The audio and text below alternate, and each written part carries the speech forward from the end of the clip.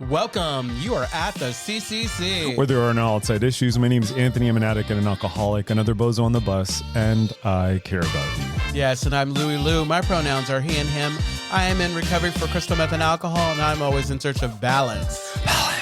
And my name is Jordan, an addict, always trying to make good choices. I love it. I love it. And each week we strive to foster a brave space where we can engage in conversations centered around topics of recovery. Yes, and our intention is to hold and inspire better spaces for more people in recovery by tackling issues which used to separate us. Yeah, but before we do that, please like, share, comment, subscribe, and rate this episode. Rate this episode. Tell a friend about us, and let's give Jordan an applause. For what? For your introduction. Oh, yeah. It's good to see you both. Good to see you both. How is everyone? Whoa, I don't know. What are you missing? Oh, and now the disclaimer. Yeah, exactly. I was just so excited to see you guys. Oh my god. Another disclaimer. Another disclaimer. The thoughts and opinions expressed on at the CCC are only. We do not represent anyone but ourselves. In other words, we're just a couple of friends behind a mic here to entertain you. And of course, everything we talk about is for entertainment purposes only. Wiki. So yeah, how are you guys? Red like a lobster. Red like a lot. That's a throwback to 4 years ago. I know. Maybe it's if you went back to some of our I'm gonna find the first episode and send you the clip. It's pretty funny. Oh, yeah. goodness. This one thought like it was. Someone said something and I thought it sounded like a rap lyric. And there was silence because Bonnie, Violet, and I were looking at each Like other. each other, like, where do you hear that rap lyric? Like okay. I love that. Anywho, Do you love it? how are you doing? Do you love it? Do you love it? I feel fucking like so spacey today. Well, Did you take your meds? I did take my meds. Okay. I did take my meds. Good. Now everyone knows. She's medicated. I'm on 100 milligrams of Lamictal. I'm on 20 milligrams of Trintellix. I occasionally take 50 milligrams of Trazodone. But Absolutely. yeah, I'm. But that's not it. I've just been really tired. It's Friday. You know, like you get to the end of the week and it's like you're kind of like on your last cell. Okay. Battery cell. How are you doing, Jordan? I'm good. I just had a random thought. Ooh, what is The it? Bay Area is upside down. Is that deliberate? It's From when he's doing that. That's what the kids are wearing. It's like you know where I'm. You know where I'm from when I'm sucking yo. So it's what the kids are wearing. What was your random thought? My random thought is that if I were to ever do drag, I would start a house called House of Pills, and all our names would be different psych med pills. I love it. Let's do it. Oh my God. Let's Come on. do Exactly. it. What would be your med? Abilify. Maybe, yeah. I'm gonna change my name to Trazodone. I'm gonna change my name to Wegovy. You would do only ballads. Wegovy. Wegovy. What kind of work? Like, if you did Wegovy, what kind of songs would you do? I don't know. Something gives me disco. Yeah, exactly. Yeah, you would do it. Would be like, well, because when I perform in drag now, it's really important that you come sedated. It's really important that you believe the song can be mine. So a black woman, yes, and usually a powerful, like heavier set black woman. So that's what would be like. All my songs. Oh, would be that's Wegovy. For a second, I thought Wegovy was an antiviral. No, Wegovy was like it's a GLP. GLP, but disco. No, but I still, I got the love disco Wegovy. part. Yeah, I love Wegovy. Yeah. But Jordan, you didn't tell us how you're doing other than your drag house idea. I'm doing well. Yeah, no complaints. I got a raise at work. Oh, there's money in death, huh? Oh my God, It's true.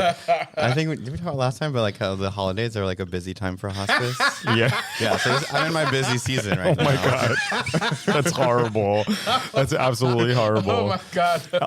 So I don't remember the context of this, but one of the I supervise graduate students. And I know, and one of them asked about the podcast. And he was asking me if I felt comfortable with him listening in. And I was like, listen, it's public knowledge. You can listen to it, but I guarantee you it's going to be like a side of me you haven't seen. And here we are. Absolutely. Yeah. Well, So And maybe it's not even a side of me as it is the friends I have. I think your drag name should be Lamictal. I love Lamictal. Lamictal, 100 milligrams. Yeah, 100 milligrams. And it has to be Lamictal 100 milligrams.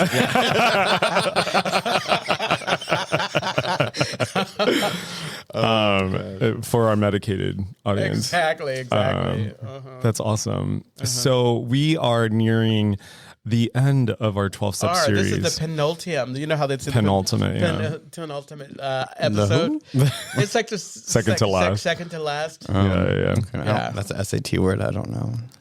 I didn't even say it right, but it's like okay. I know what the fuck it meant. Yeah. Maybe you are saying it right. Maybe I'm saying it wrong. No. This is how it is. Stop it. I just Stop refer to it. him. It's like even if I'm right, I ask myself. I have to check it out. I have to do We have our research because in-person I'm ChatGPT. I'm like I have to ask myself because like I defer to you. Don't do that. I know. Don't do that. I'm gonna end up in jail. I have something to share with you later. Okay. Not about jail. Not about jail. It was just something I remembered. But that was an insight thought and it You escaped. want me to check that mole in between your cheeks?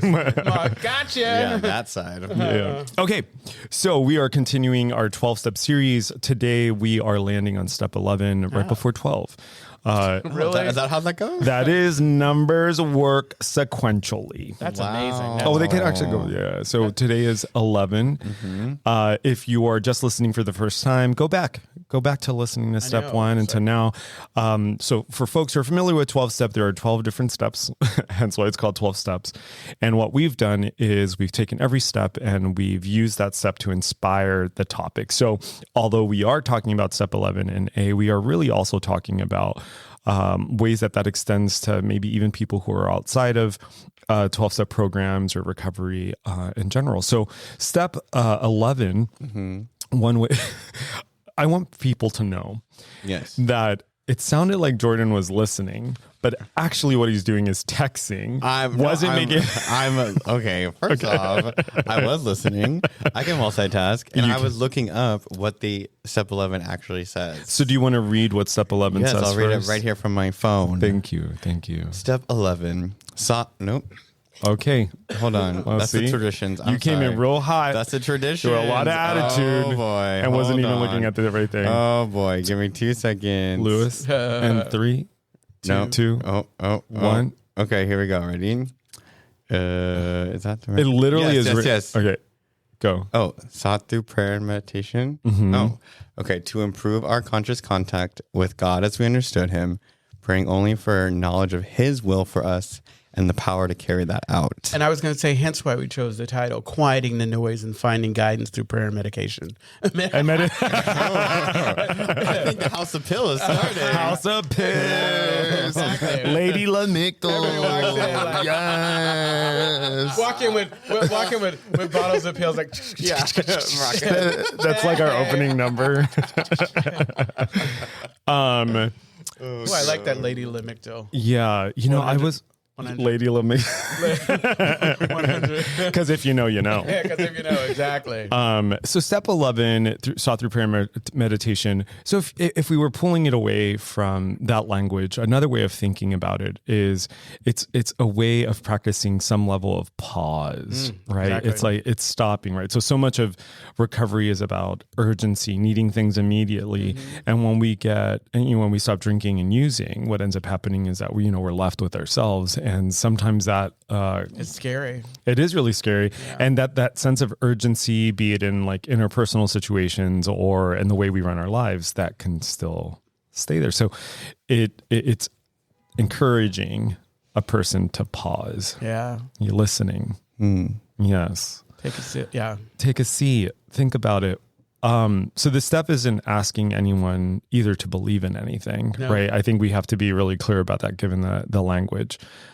Also, it's like, I don't think we've talked about this, but because you brought that up, the beautiful thing about the steps and about recovery is that you come in believing what you believe. That's right. Obviously, I think the work that we do helps to shape that even more, but it's not saying this only works if you are this or that. It works for everything you do. It's almost like this added kind of amazing, kind of like when we were doing the four agreements. That's right.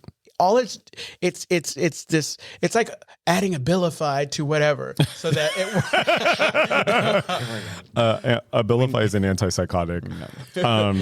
We need some sponsorships, but not pharmaceutical companies. the big pharma. Come on. that would be the name of the house, Big Pharma. That's so good. Big Pharma, the House of Pills.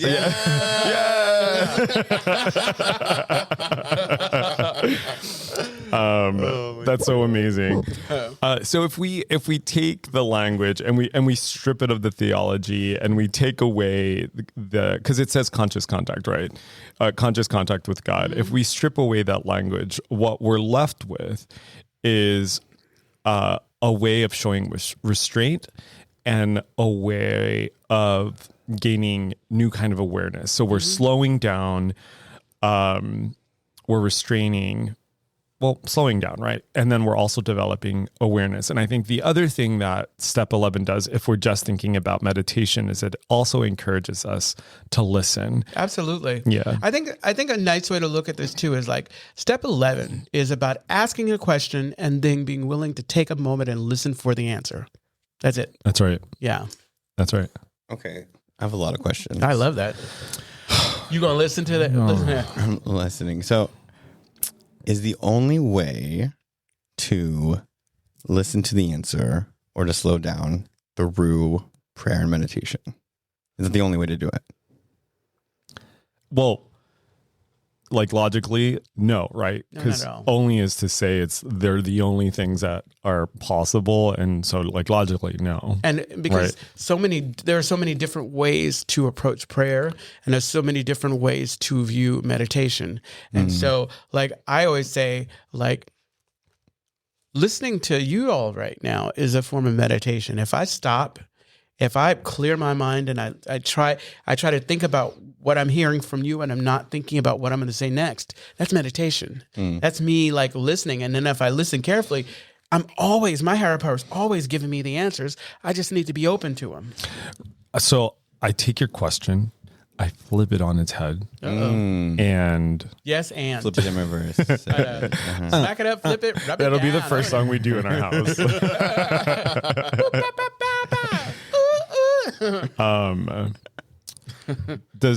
What is meditation? Yeah. No, that's a great question. Right? What is meditation?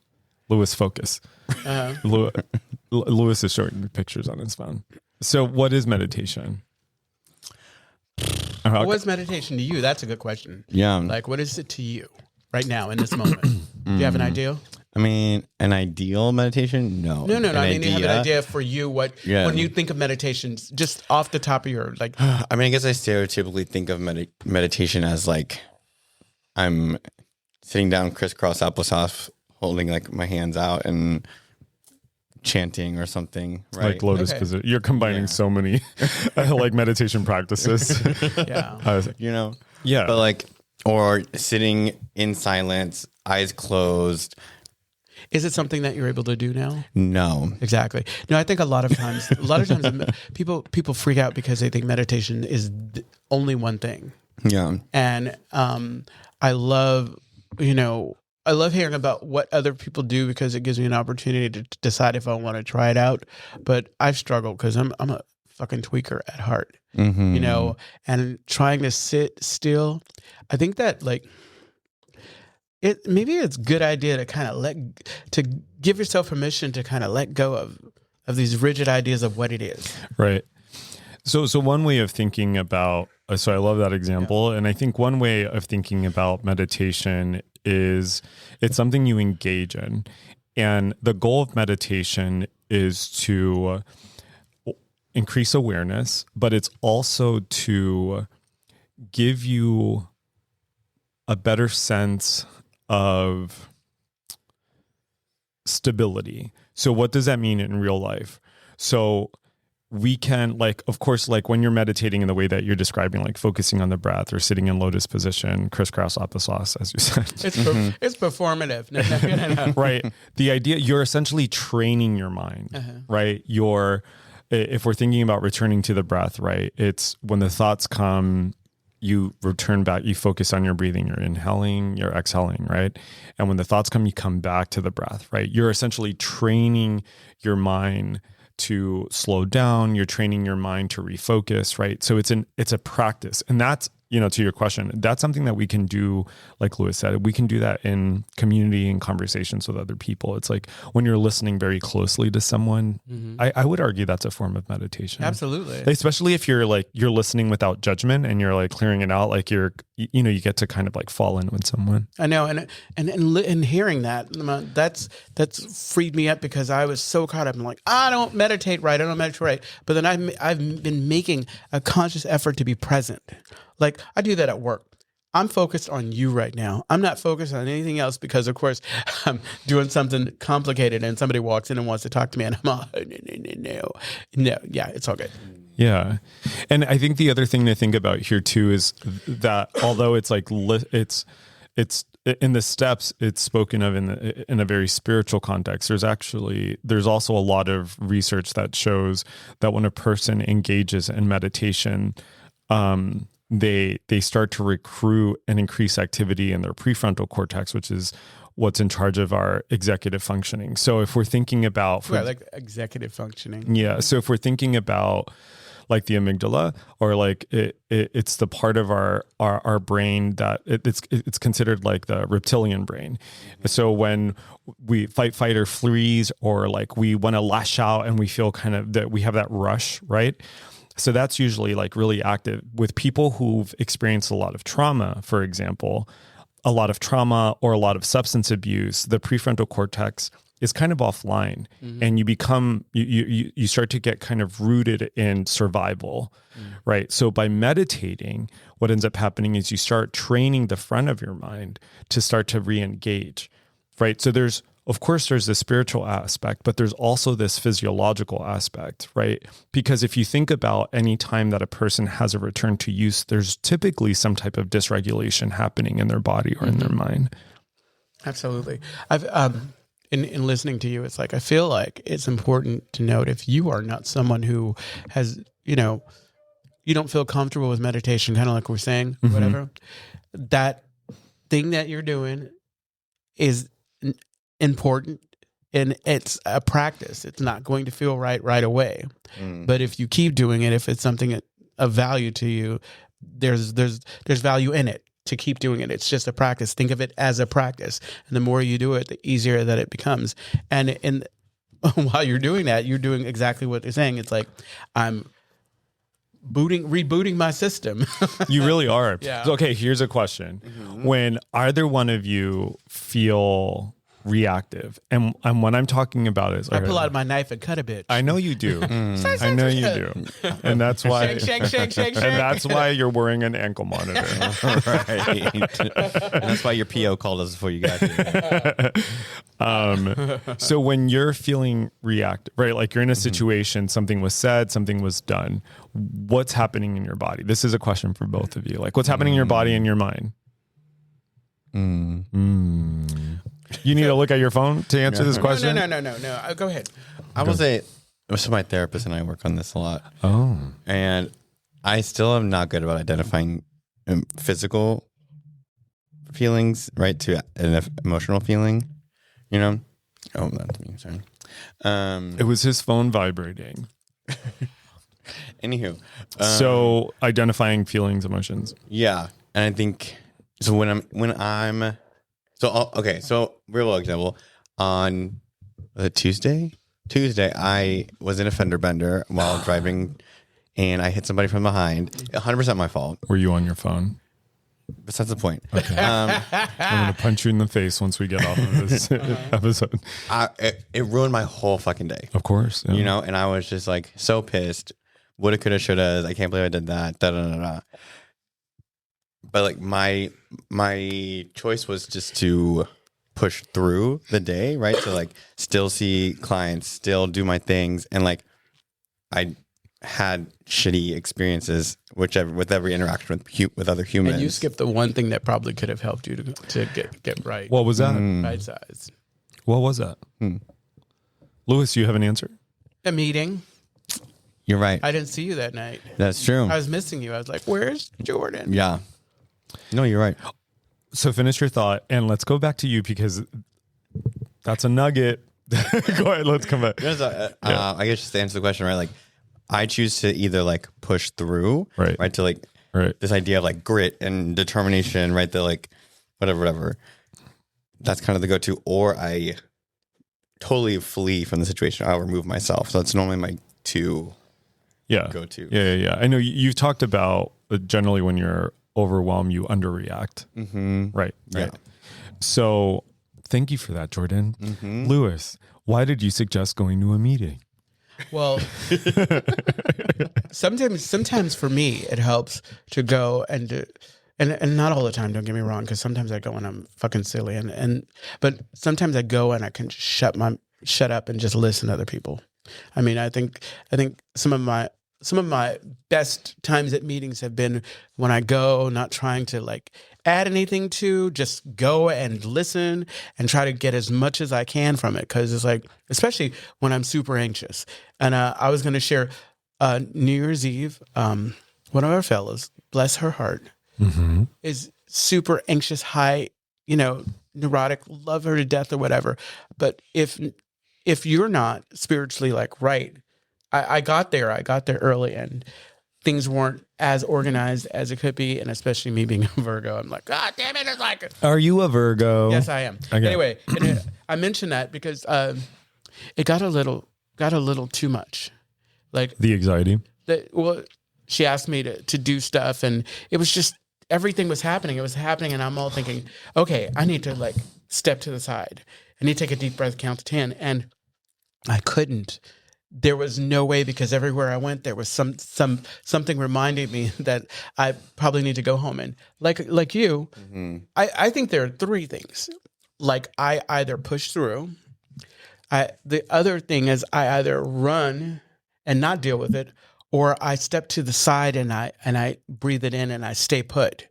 That's the thing, where I mean that to me, when I'm really being healthy, I give myself a moment and then I follow through and I don't leave, because I almost left. I ended up leaving before midnight because I had a good time, but it was my night was already kind of like what it was. Yeah, I hear that. It was potatoes. Potatoes.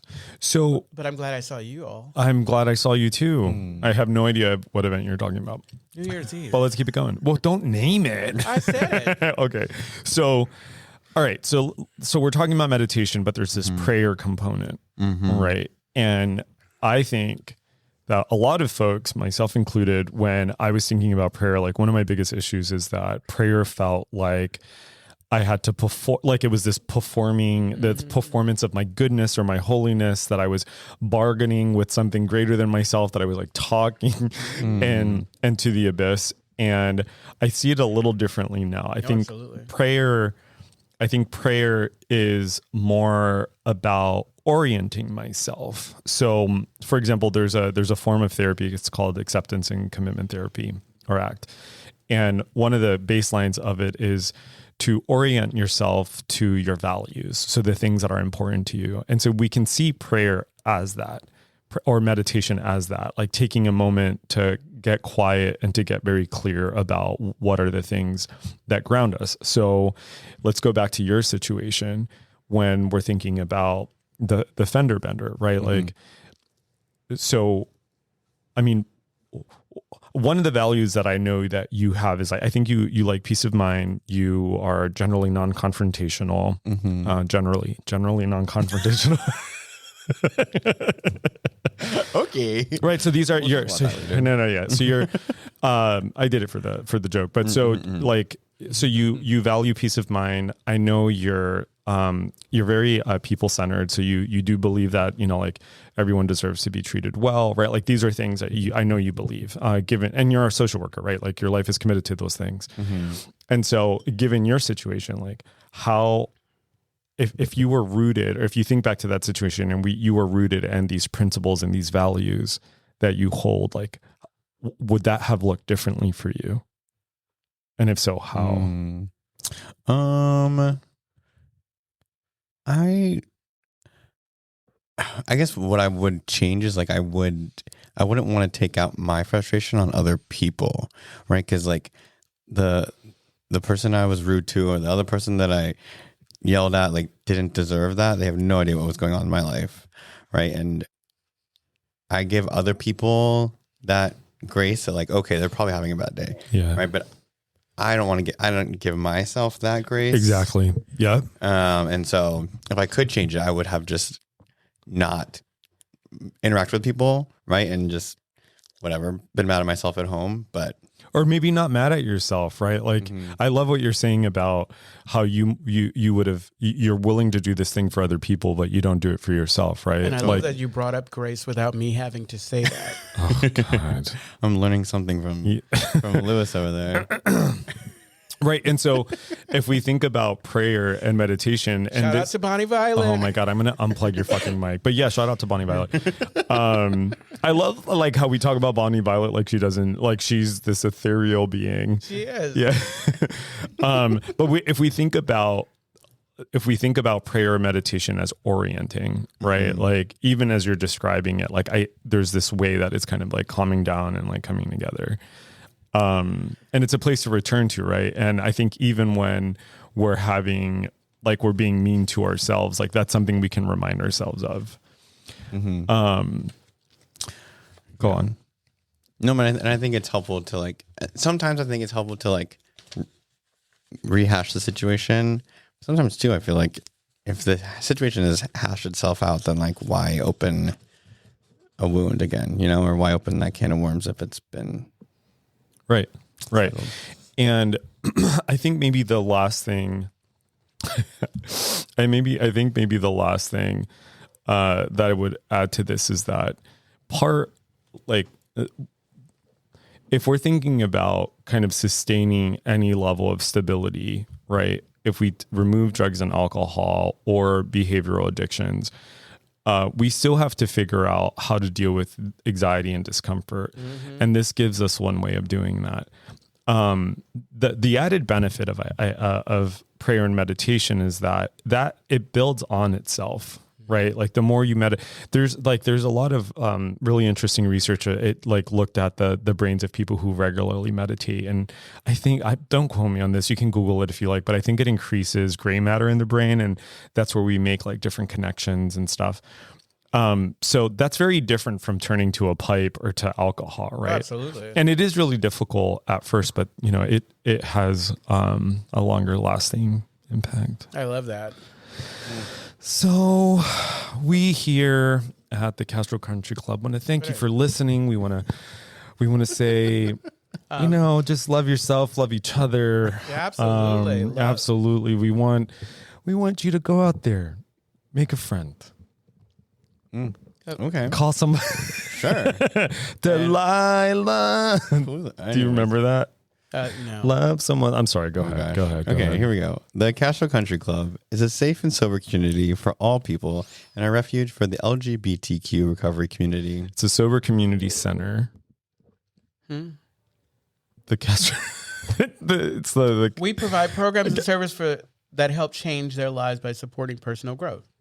Our vision is to reduce the suffering of addiction by connecting people to community, opportunity, and support. We're going to get there. This is the bumpiest closing. You can find more information, including all the ways to contact us at www.castrocountryclub.org/podcast. Yes, and tune in every Monday. Sometimes when Brandon sees fit to drop episodes. Yeah. Oh my God. Our Brandon, our wonderful Brandon just had a birthday. I know. He had a birthday, and I'm all thinking, no breaks. So he normally uploads stuff on Sunday to be released on Monday, but he celebrated a big birthday this year. Yeah. That's cute. You ungrateful. Anywho, be on the lookout for Big Pharma, the House of Pills. House of Pills. Lady Lamictal. Rattle, rattle, rattle. Tick, tick, tick.